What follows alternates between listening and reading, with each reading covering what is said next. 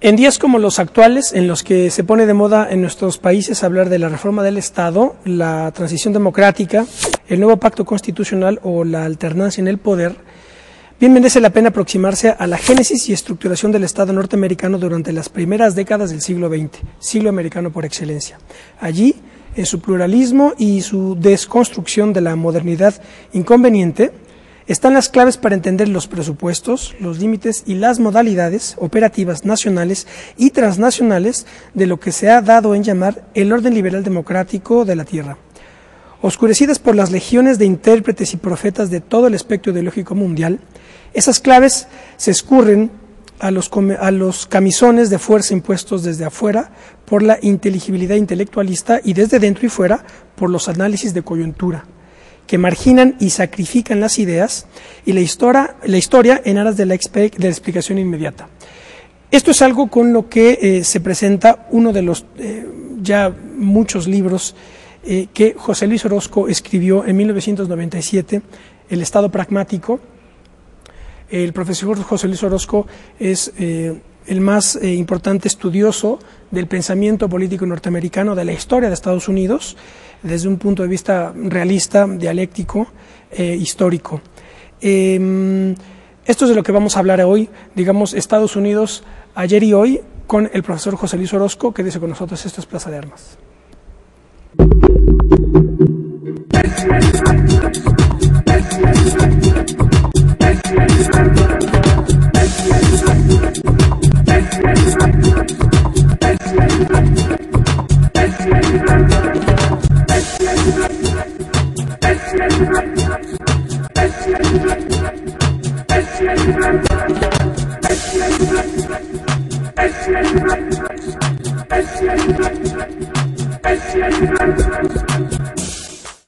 Hola, ¿qué tal? Qué bueno que están en otro debate de Plaza de Armas aquí por Capital 21. Les recuerdo nuestro correo electrónico plazadearmas21@gmail.com y nuestra página propia www.plazaarmas.tv.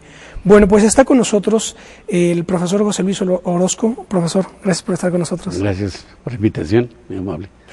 El profesor José Luis Orozco, ya lo dije, es profesor de Política Internacional en la Facultad de Ciencias Políticas y Sociales de la UNAM, una carrera de 30 años o más de catedrático. 47 para ser exactos, muy bien. Pero lo importante es que el profesor Orozco ha consagrado sus intereses intelectuales y académicos al estudio de Estados Unidos. Desde sus orígenes hasta el presente, tengo aquí conmigo varios de sus libros: El Estado Pragmático, de 1997, el último, La Odisea Pragmática, editado por Fontamara y la UNAM. Este es de 2010, de enero de 2010. Sí, es reciente. Sí. Tengo también La Revolución Corporativa. Este es de 2004, La Revolución Corporativa. Pero originalmente es del 67. El original es del 76. Del 76, el original. Sí. Tengo también, por ejemplo, Henry Adams y la tragedia del poder norteamericano. ¿Este de qué año es, profesor? Original es de 1985. 85. Editado por el Fondo de Cultura. Ya va en otra. Varias ediciones, ¿no? Sí. Tengo también De Teólogos Pragmáticos y Geopolíticos, Aproximación al Globalismo Norteamericano. Este es editado por Gediza. Y en España, sí. Este es editado en España, vamos a ver en qué año, 2001, más o menos, 2001. Sí. En Barcelona. Tenemos ahí aquí en el set de grabación otro, Érase una utopía en América. Una utopía en América, Orígenes del pensamiento político norteamericano, ¿correcto? Sí, exacto. Sí. Esta es la cuestión. Hay varias leyendas negras en la tradición. La principal es evidentemente la leyenda negra antiespañola, ¿verdad?, de los siglos XVI y XVII, ¿verdad?, sí, organizadas fundamentalmente con motivo de la Guerra de Flandes y el odio flamenco a la herencia de Carlos V. Sí, exacto. Pero también en el siglo XX hay por lo menos dos grandes leyendas negras. La leyenda negra anticomunista, ¿verdad?, sobre todo una vez que cae la Unión Soviética. Y digamos que la leyenda negra consiste en presentar la entidad en cuestión como una caja negra, ¿verdad?, como llena de oscuridad y de tormentos, y nunca se estudia internamente. Entonces, en el siglo XX está la leyenda negra anticomunista, pero también está la leyenda negra antinorteamericana, que considera a Estados Unidos como el imperio del mal, etcétera, ¿verdad? Sí. Pero que no se estudia internamente. Por regla general. Por regla general, digamos, ¿no? Un caso concretísimo, ¿verdad? Y conocido por todos, el libro que le regaló Hugo Chávez a Obama cuando se reunió con él, le regala Las venas abiertas de América Latina, que es uno de los, dicho esto con todos los respetos, pero lo siento mucho, es uno de los libros más panfletarios, ¿verdad?, a mi juicio, quizá el que tiene más rigor, pero ya lo que vino después de Eduardo Galeano me parecen panfletos insufribles desde mi punto de vista. ¿Pero traducidos al inglés? Pero traducidos todos al inglés. Entonces, sí, pues Hugo Chávez le regala ese libro, ¿verdad?, un poco un antinorteamericanismo ramplón. Aceptable. Aceptable, para decirlo de alguna manera, y entonces, bueno, pues la izquierda se queda con eso, con que Eduardo Galeano o Manu Chao son los representantes del antinorteamericanismo, pero pues yo pude haber, si hubiera sido él, le hubiera regalado mejor alguno de estos libros, sobre todo, para mandarle el mensaje a Obama de que sabemos cuál es la historia de Estados Unidos y por qué está actuando Estados Unidos como está actuando. Pues sí, yo qué voy a decir.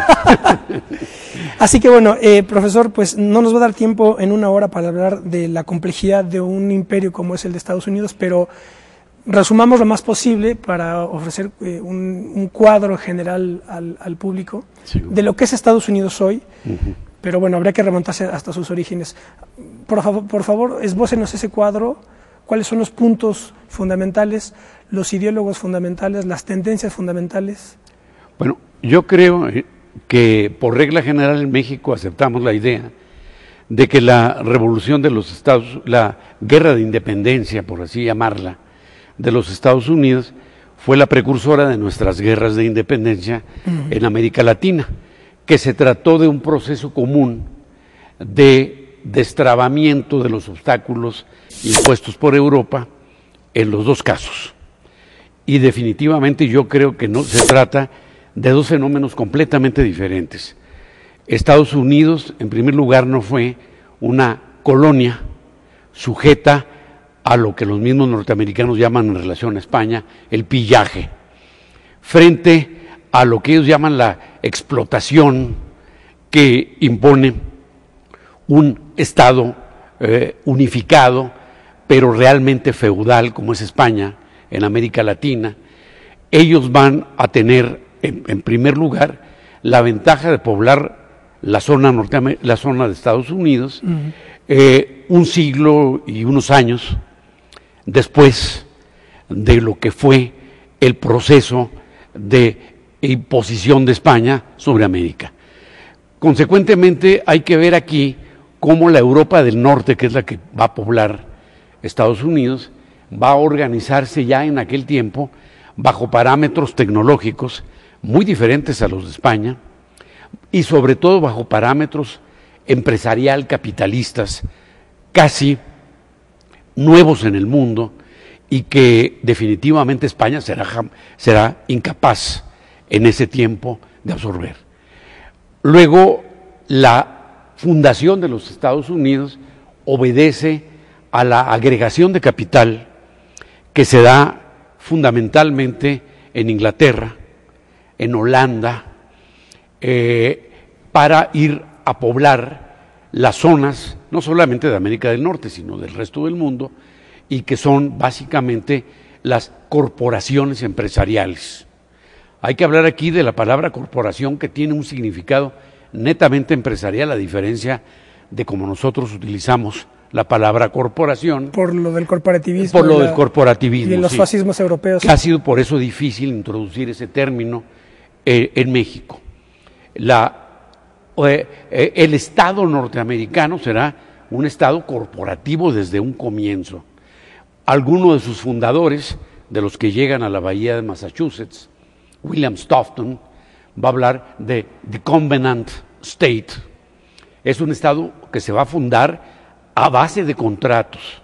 Si uno analiza, por ejemplo, el caso inglés, la Carta Magna es un documento donde se analizan con cuidado los derechos de los comerciantes, de los mercaderes, y la corona inglesa asume obligaciones frente a esos comerciantes. Y hay que recordar que la Carta Magna es casi de principios del siglo XIII.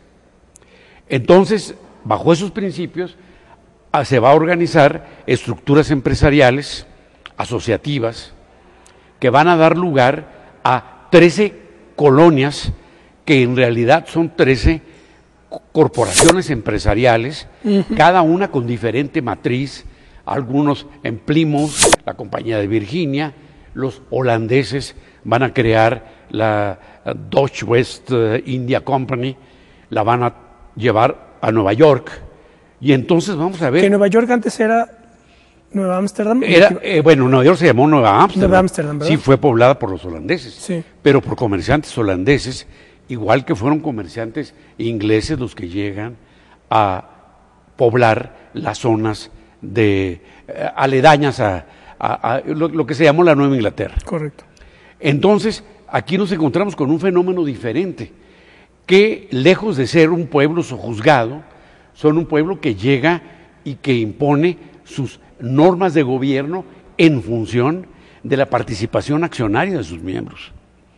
Quienes son los gobernantes van a ser a la vez jefes políticos, jefes eclesiásticos, que la religión será una nota distintiva muy importante, y en consecuencia vamos a encontrarnos, serán también jefes militares, pero vamos a encontrarnos entonces con una forma de poblamiento que en primer lugar sigue los principios de la Biblia, en el sentido de que son un pueblo elegido y que las razas obscuras son las que esclavizaron al pueblo elegido en la Biblia, el caso de Egipto y el pueblo de Israel, y consecuentemente van a hacer o van a practicar un genocidio muy sistemático de la población indígena que poblaba originalmente los Estados Unidos.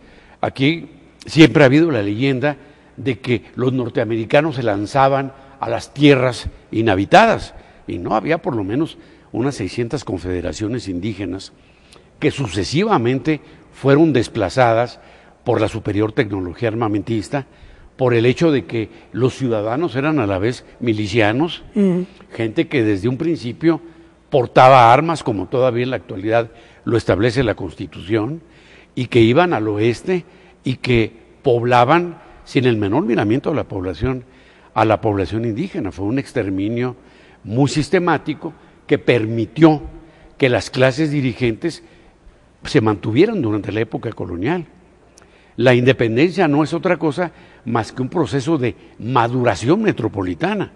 Es decir, en Estados Unidos, a pesar de que la zona sur todavía era una zona exportadora de materias primas, la zona norte ya era una zona naviera, preindustrial, con principios ya económicos sólidos. Nueva York en particular empezaba a ser un centro financiero. Y esto hace entonces que las colonias, o las supuestas colonias, se independicen y que entre ellas se establezcan una especie de pacto federal, porque anteriormente o al principio se encontraban bajo un pacto que se llamaba confederativo. Cuando dice, profesor, que sí, digamos la independencia, dicho así, sí, de Estados Unidos es una maduración de la metrópoli, se refiere a que es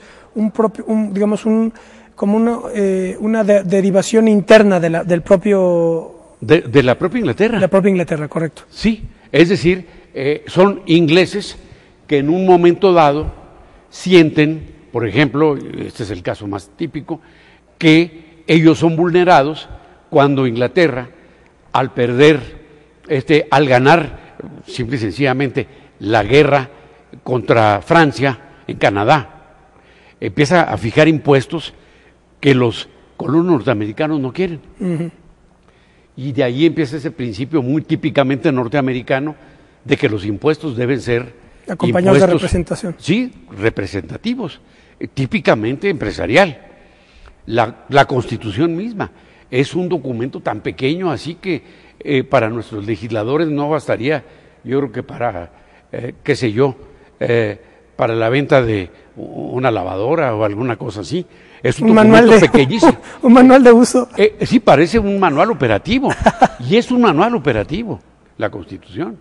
Son 32 páginas, bueno, depende de la edición, pero son unas cuantas páginas que en un momento dado tienen una flexibilidad y que van a responder al principio del viejo Thomas Hobbes, de que hablaba de que digamos, constitución política debería ser un conjunto de pactos. Él lo llamaba en latín pacciones, lo cual quiere decir que Estados Unidos nacen como un estado de pactos y han seguido como un estado de pactos, más que como un estado de derecho.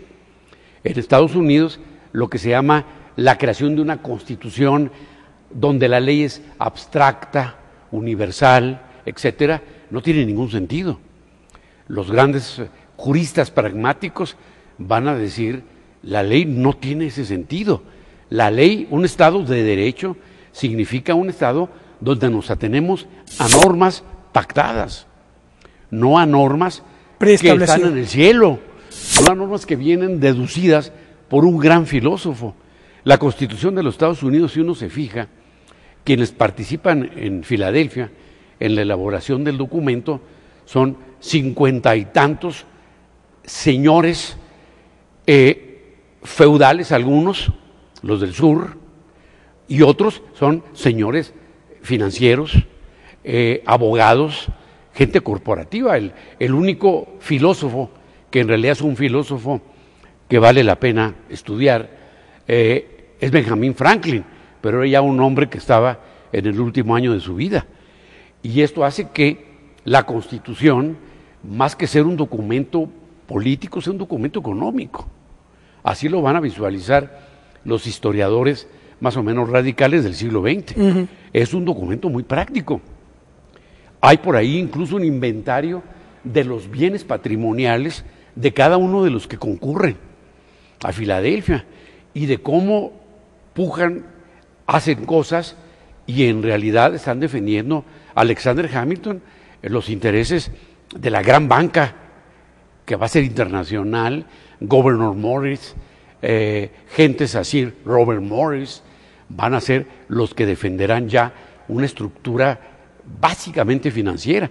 Van a afincar la Unión Nacional en un banco de los Estados Unidos. Será ese el gran eje. Un banco, una ciudad capital que no sea Nueva York, que se va a tener que correr para que los del sur se queden contentos, un poquito hacia los pantanos de Virginia, que es donde ahora está Washington, equidistante. Para que esté equidistante del norte y del sur. Todo va a ser pero el centro de Nueva York, digamos. Pero el centro financiero será Nueva York. Y es, ¿no? Y lo sigue siendo. Y entonces vamos a encontrarnos con que hay allí prácticamente dos países, uno de plantaciones, el sur, vinculado a Europa en función de la producción de materias primas, el algodón, tabaco, etcétera, etcétera. Pero el otro, el del norte, a la par casi que Europa, ya creando su Wall Street, que como indica su nombre, era primero una pared enorme para protegerse supuestamente de los indios en la isla ya de Manhattan. Entonces sí, efectivamente va a ser una historia donde hay estiras y aflojas. Y esos dos polos son los que después van a reproducir la guerra civil. Exactamente, los que van a reproducir una guerra civil que otra vez, legendariamente, está fundamentada en los principios humanitarios que piden la liberación de los negros. Profesor, vamos a hacer un corte, vamos a quedarnos con la guerra civil. Estamos hablando con el profesor José Luis Orozco sobre la historia de Estados Unidos.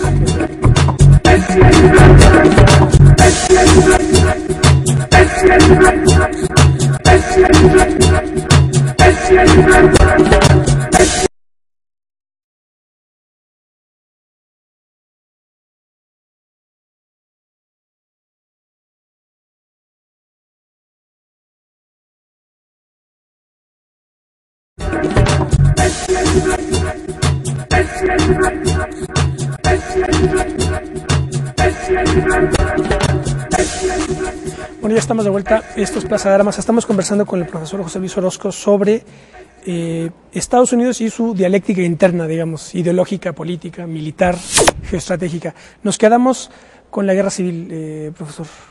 Sí, bueno, decíamos que la mayor parte de los libros de texto afirman que la guerra fue una guerra de emancipación, fue una guerra causada. Antiesclavista, digamos. Antiesclavista, sí. Con ese por motivo. la emancipación de los negros, ¿no?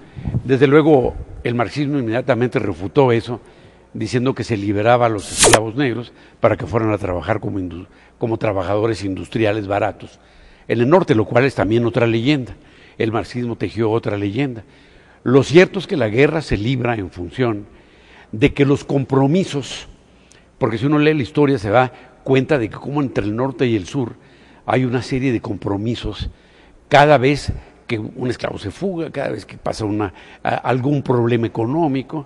Entonces los compromisos ya no se pueden lograr sin una nación más fuerte, sin la afirmación de la federación. Como dice alguien, en realidad la guerra civil es la fundación del Estado norteamericano. Claro. De la unidad nacional. De la unidad nacional y del mercado nacional. O sea, obedeció sobre todo a esa necesidad histórica, digamos. A una necesidad orgánica. Histórica. Sí, simple y sencillamente.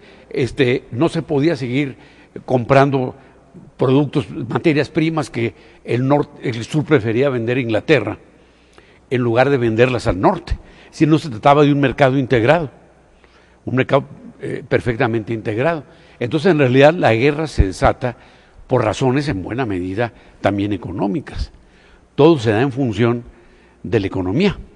Y esto hace entonces que la guerra se libre y que al ganar el norte se dé una ocupación militar del sur bajo la influencia, aquí sí, ideológica, idealista, de una serie de llamados republicanos radicales que piden para los negros igualdad total. Cuando hablamos de republicanos radicales, de ese momento no son lo que hoy es el Partido Republicano, ¿verdad? Es el Partido Republicano de hoy.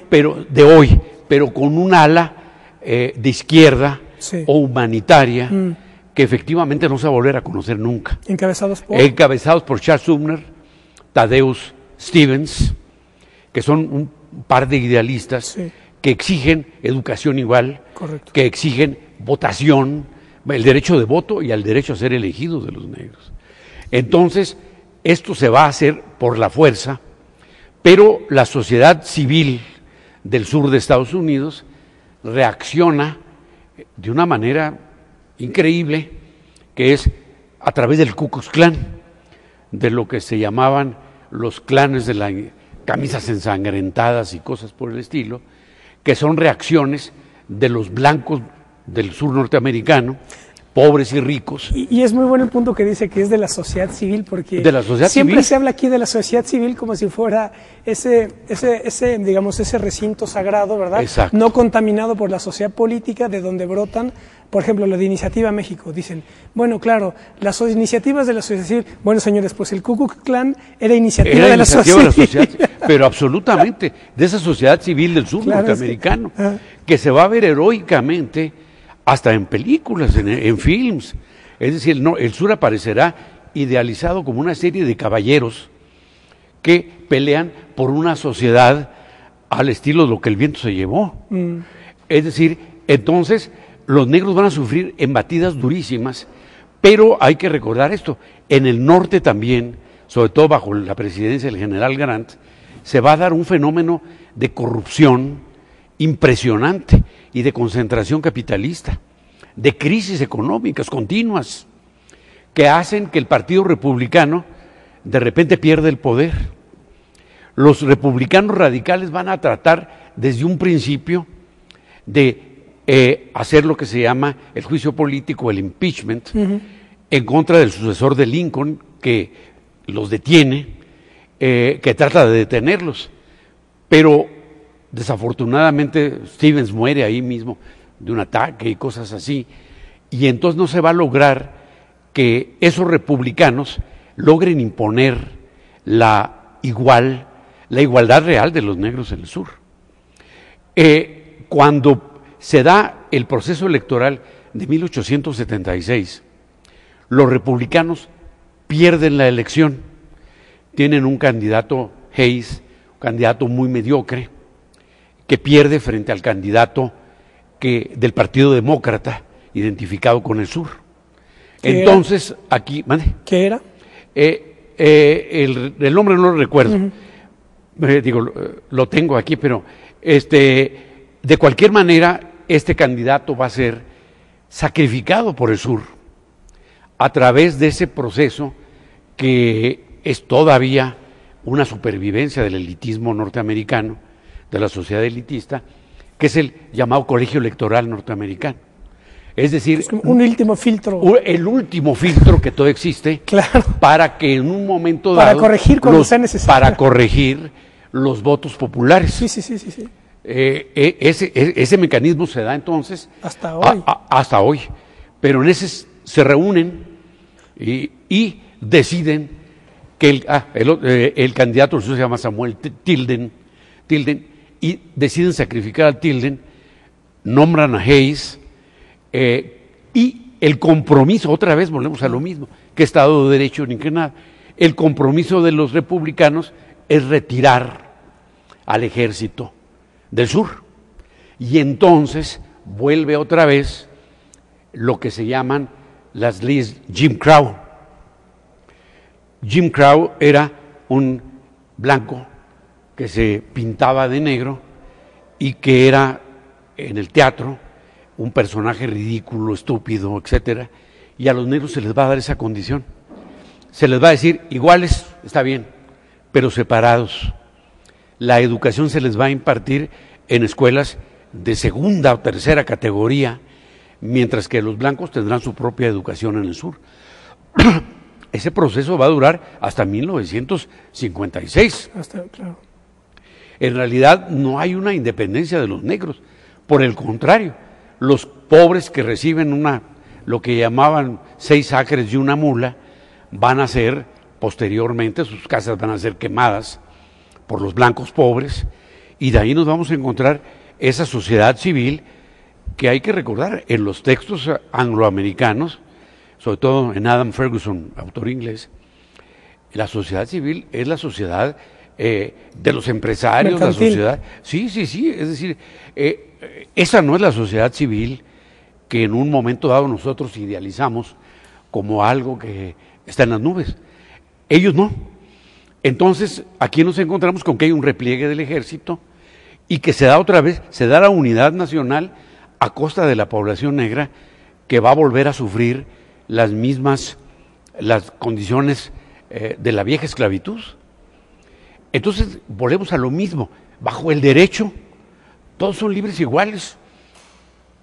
Y en realidad, la Declaración de Independencia, que es un documento donde todo aparece color de rosa, hay que recordar que es un documento meramente declaratorio, no tiene valor normativo.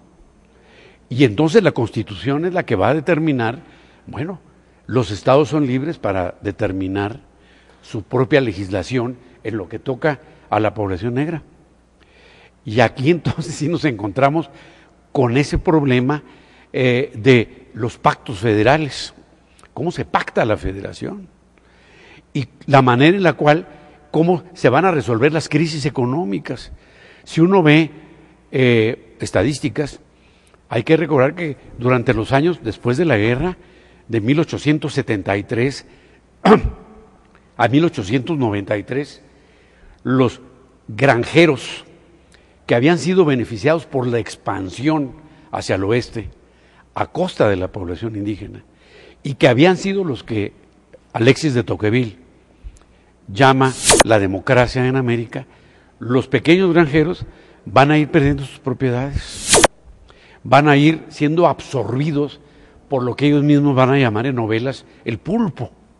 El pulpo son los grandes consorcios que se forman, las grandes capitales, Rockefeller, Carnegie, Morgan, JP Morgan en Nueva York, etcétera, que van a absorber prácticamente las pequeñas propiedades. Hay un montón de juicios hipotecarios en en el oeste de Estados Unidos, y ahí nos vamos a encontrar con que en 1893 la sociedad norteamericana, la más rica del mundo, está en una crisis muy seria en el 93. Y es entonces cuando un teórico que aparece en este texto, en el verde, Frederick Jackson Turner, elabora lo que se llama la tesis de la frontier, que significa frontera para nosotros, pero en ellos tiene un significado especial. Para ellos frontera es borderline, Sí. y en cambio frontier es el espacio que limita, pero que a su vez constituye un desafío para seguirlo. En el 93, Turner, que es un profesor de la Universidad de Wisconsin, lanza esa idea. El oxígeno de la sociedad norteamericana consiste en los espacios libres. Y dice, nuestro problema es que ya, si vemos el mapa, pues ya llegamos al espacio libre. Entonces se desata una fiebre de imperialismo en Estados Unidos. Aparece un personaje impresionante, Alfred Thayer Mahan, que también aparece aquí en el texto, que es el gran geopolítico norteamericano y que va a determinar fines del 19. a fines del siglo XIX, Sí. que van a determinar, bueno, aquí esto es cuestión de falta de espacio. Nuestra democracia funciona, pero no funciona así encapsulada. Y deciden entonces, bueno, ahí está Cuba, que México reclamaba, etcétera, y entonces viene el gran golpe del 98 en contra de los remanentes del Imperio Español en América, Cuba, Puerto Rico, y por si fuera poco, que no tenía nada que ver en el asunto, las Filipinas. Que son el acceso ya tenían tendido desde el 67, Alaska, las Islas Midway, y hacia el sur tenían Samoa. Consecuentemente, ya las Filipinas son el coronamiento del salto al mercado chino. Uh-huh. ¿Sí? Y a su vez, en Cuba, en toda la zona del Caribe, van a desplazar o neutralizar lo que queda de los dominios ingleses, holandeses, etcétera. Entonces, digamos, el núcleo de esa geopolítica, de ese imperialismo ya se prefigura antes de la Guerra Mundial, de la Primera Guerra Mundial. Totalmente. Antes de la primera, esa es la clave, digamos, del 98 exactamente. al 14 más o menos ya estaba prefigurada, digamos, el diseño geoestratégico de ese imperialismo. Absolutamente, estratégico, pero sobre todo financiero, porque en esos años aparece también otro ideólogo, Charles Conant, que él va a decir el llamado ideólogo del imperialismo informal. Cuando ya están ocupando Cuba, cuando todo está ya más o menos dispuesto para una posible invasión, de repente aparece un movimiento llamado antiimperialista. Por los norteamericanos es un movimiento muy humanitario, donde está William James, pragmático, y otras gentes, que dicen, no nos conviene irnos a Cuba, ocupar Cuba, porque tendríamos que fijar los mismos patrones salariales, los mismos patrones federales de los Estados Unidos. Entonces, Samuel Gompers, que era el líder de los movimientos obreros de aquel tiempo, va a decir, ¿no?, ¿cómo nos vamos a quedar con una población mestiza, india, negrita, él usa esa expresión, y va a tener un enorme costo económico? Entonces ellos deciden, primero, un óptimo nacional. Aquí nos quedamos y posteriormente podremos ir, quizás, a ocupar otros puntos, pero no militarmente. Y ahí es donde Conant interviene. Es el gran nexo entre Wall Street y Washington. Conant va a señalar cómo Inglaterra se está arruinando en ese momento por un imperialismo que implica la ocupación militar, cómo la juventud británica se está teniendo que ir a ultramar, etcétera. Entonces dice, es que los costos son muy altos. Y va a decir, no, tenemos que fijar reformas monetarias. Conant mismo va a venir a México, va a ir a Cuba. Conant incluso va a inaugurar el dólar, o va a llevar el dólar como una moneda básica en las Filipinas. Se le va a llamar al dólar el Conant. ¿Por qué? Porque Conant es el gran reformador financiero y fiscal de casi todas las zonas ocupadas por Estados Unidos. Pero dicen, no utilicemos un ejército porque esto implica un costo militar muy alto que Inglaterra está pagando por sus colonias. Pero después viene la Primera Guerra Mundial. Claro, viene la Primera Guerra Mundial. Pero antes la revolución corporativa, ¿no, profesor? Sí, claro. O sea, la revolución corporativa no necesariamente se deriva no se da en la Guerra Mundial, sino es previa. Es previa, ¿correcto? Claro, sí. Sí, por ejemplo, el asentamiento de las dinastías, de las grandes dinastías económicas. Rockefeller, son un montón, Vanderbilt, muchísimas, pero sobre todo la Morgan, van a ser dinastías que se consolidan antes de la Primera Guerra Mundial. Sí, ya incluso ya en la Primera Guerra Mundial ya van un poquito en la segunda generación. Son los tres que aparecen en la portada del Estado Pragmático. Los tres personajes, ¿que son? Henry Ford, que aparece ahí, JP Morgan, etcétera, y que en realidad ya cuando llega la Primera Guerra Mundial, que lo saben ellos, lo huelen, obviamente van a declararse neutrales.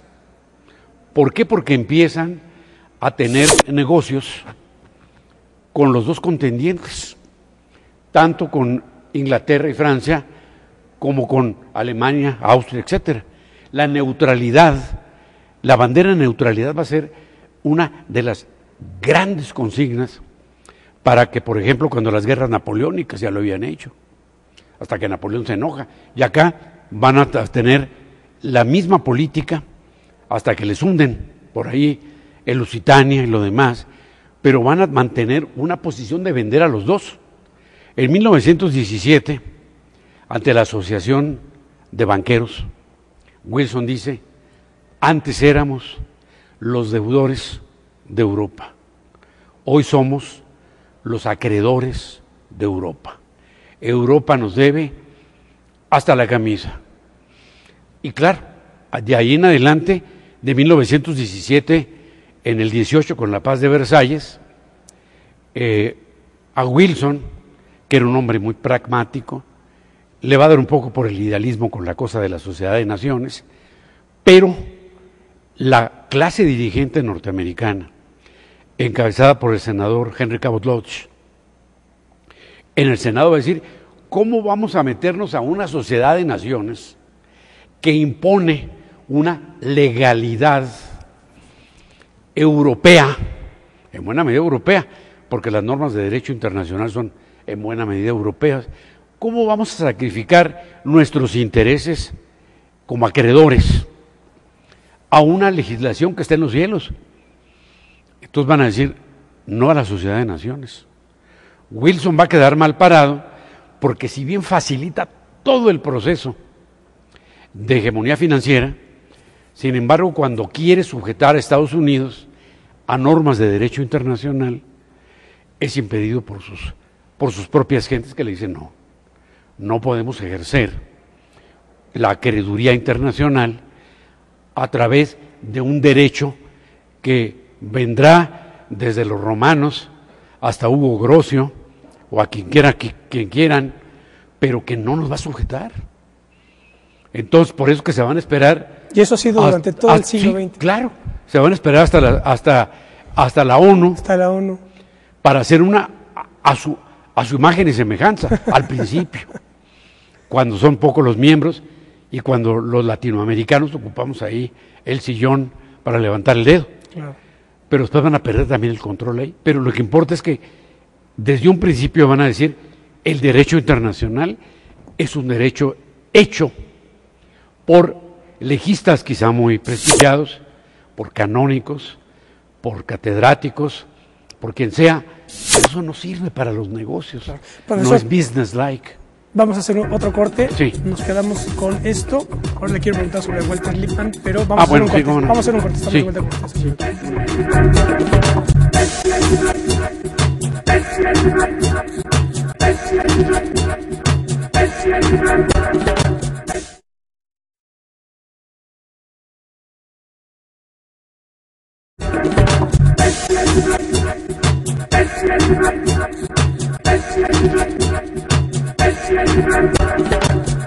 Bueno, ya estamos de vuelta. Esto es Plaza de Armas. Estamos conversando con el profesor José Luis Orozco sobre la historia de Estados Unidos y sus grandes formaciones ideológicas y también económicas y políticas. Podríamos decir, por ejemplo, como cuando Gramsci decía que el príncipe moderno es el partido político, pues el príncipe para Estados Unidos, en este sentido gramsciano, pues es la corporación, ¿no?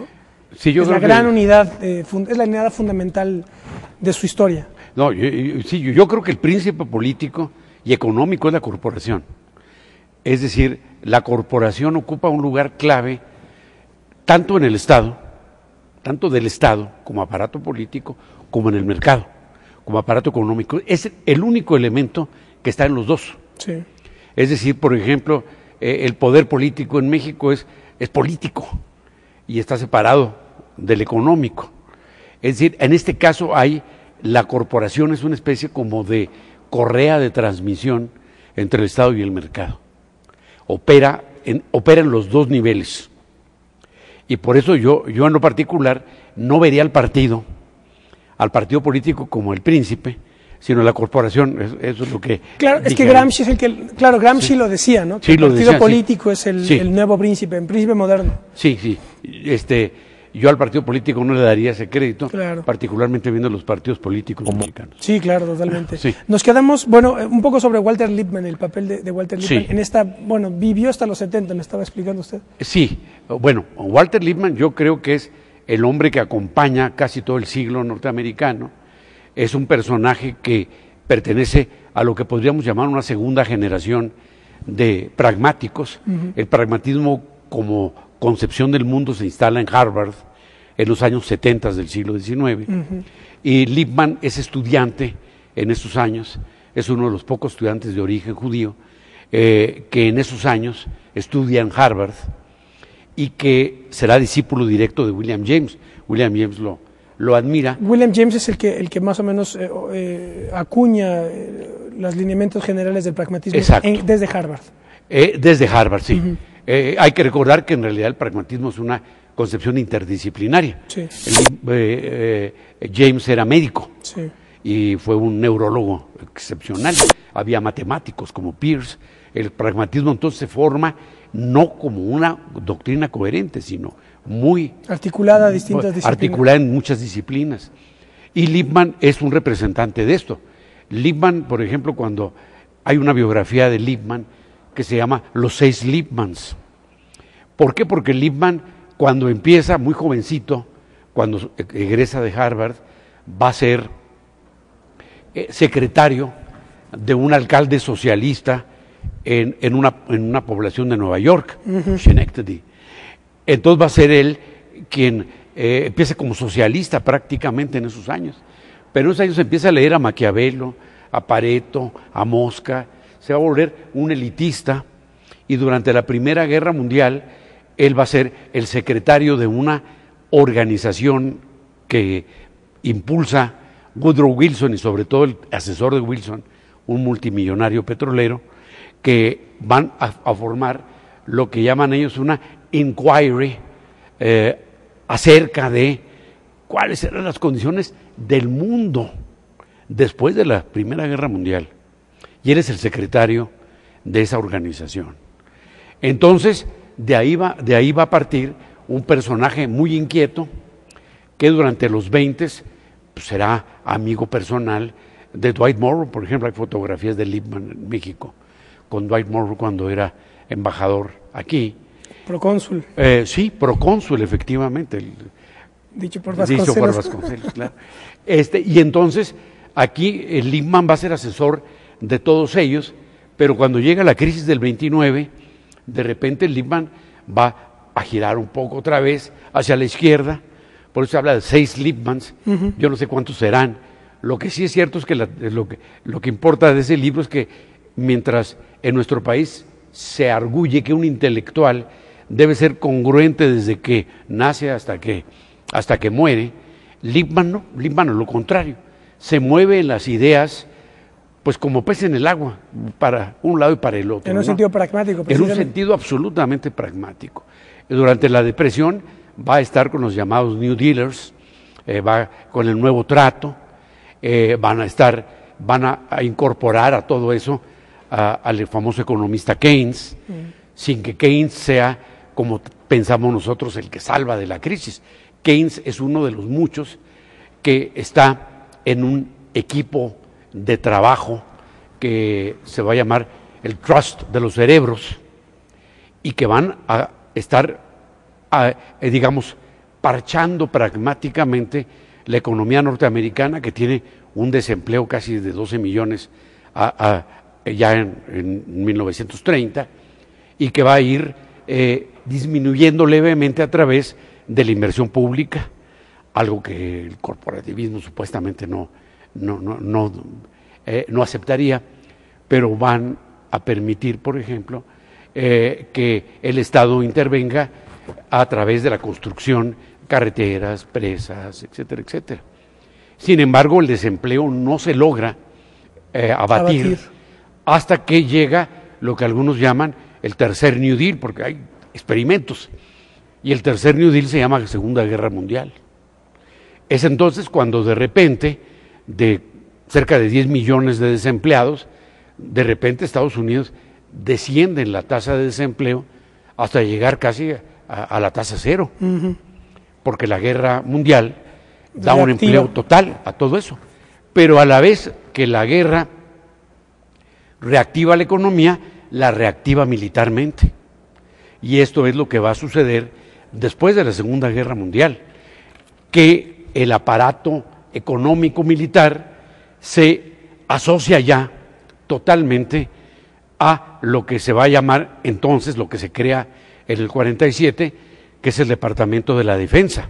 El Pentágono. El Pentágono, que une las Fuerzas Armadas, pero que a diferencia de nuestros departamentos de defensa, la cabeza no es ocupada por militares, sino por grandes señores corporativos, comenzando con el fundador Forrestal, que es un abogado corporativo, y luego siguiendo con Charlie Wilson, luego con Robert McNamara, etcétera, que son civiles, pero son... Encabezan complejos militares. Exacto, ejecutivos, que encabezan complejos militares, porque el Pentágono ya queda embonado a una economía de guerra. Orgánicamente, claro. Orgánicamente, y ese será el gran saldo de la guerra. Hay prosperidad, pero a costa de una militarización muy fuerte de la economía. De toda la economía que se tiene que expandir. Nos quedan más o menos 3 minutos, profesor, se nos fue el tiempo, pero ¿cómo podríamos hacer rápidamente un balance de esta segunda mitad? Precisamente tomando este punto del 47, cuando se configura el Pentágono como el centro de articulación de la nueva Estado corporativo militar americano. Hasta el día de hoy, ¿qué podríamos decir en 3 minutos? En 3 minutos, poco, simple y sencillamente, que se crea ya el Consejo de Seguridad Nacional, que se crea ya la doctrina de la seguridad nacional en 1950, que a partir de ahí los Estados Unidos hacen de su seguridad nacional la seguridad mundial, y que entonces empiezan a planificar, desde la guerra de Corea, empiezan a jugar al ajedrez con el resto del mundo. El Consejo de Seguridad Nacional, la aparición de los nuevos líderes intelectuales como Henry Kissinger, etcétera, etcétera, Zbigniew Brzezinski, etcétera, va a proyectar... Schlesinger también. Sí, es claro, sí. Va a proyectar hacia Europa la política exterior y hacia América Latina, y en realidad va a definir, a hacer a la medida un enemigo que será una Unión Soviética que en ese tiempo se encuentra arruinada, devastada por la guerra, pero que aparece como un enemigo potencial impresionante, simple y sencillamente por sus dimensiones, y por el hecho de que los partidos comunistas encabezan a los maquis, claro, a las resistencia a la resistencia antifascista. Entonces viene el Plan Marshall, viene la doctrina Truman, etcétera, que en realidad van a configurar lo que después, ya llegando al joven Bush, va a definir como la Homeland Security, que es ya verdaderamente una especie de agudizamiento de los principios de seguridad nacional que en 1950 dibuja Paul Nitze, que es otro guerrero frío, sí, y que proyectan con un enemigo fundamental que es la Unión Soviética. Cae la Unión Soviética, viene el supuesto fin de la historia, pero tiene que haber otro enemigo, y el enemigo ahora se llama terrorismo, en términos muy generales, definiendo con eso algo muy imperceptible, muy abstracto, sí, pero que impone a su vez que sigue imponiendo una militarización de la economía. Y este es uno de los graves problemas, yo creo, que tenemos en el mundo. Profesor, se nos fue el tiempo, pero espero que podamos hacer más programas para seguir tratando este tema tan interesante. Le agradezco muchísimo que nos haya acompañado. ¿Cómo no? Me daría mucho gusto. Muchas gracias. Bueno, pues esto fue esta primera interpretación muy amplia, muy sintetizada de Estados Unidos, según los juicios del profesor José Luis Orozco. Así que bueno, nos vemos la próxima. Hasta pronto.